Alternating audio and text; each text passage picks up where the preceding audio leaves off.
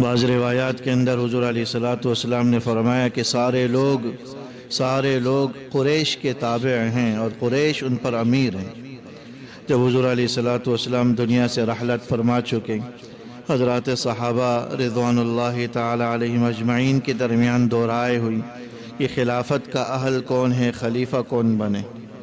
हुज़ूर चूँकि Medina Munawwara में रहते थे और अंसार की बड़ी कुर्बानियाँ थी, उन्होंने अपना घर बार सब कुछ हुजूर पर निछावर कर रखा था। अपने घर तक भी उन्होंने कुर्बान कर दी। उस मौके पर उन्होंने मदद और नुसरत की थी जब खुद हुजूर के कबीले वालों ने आपको घर से बाहर कर दिया था, आपको वहाँ से हिजरत करनी पड़ी। अंसार मदीना ने आपकी मदद की, आपको ठिकाना दिया, ईमान वालों को ठिकाना दी। तो अंसार की ये ख्वाहिश थी कि भाई खिलाफत या खलीफा और अमीर जो हो वो हम में से हों, चूँकि हमने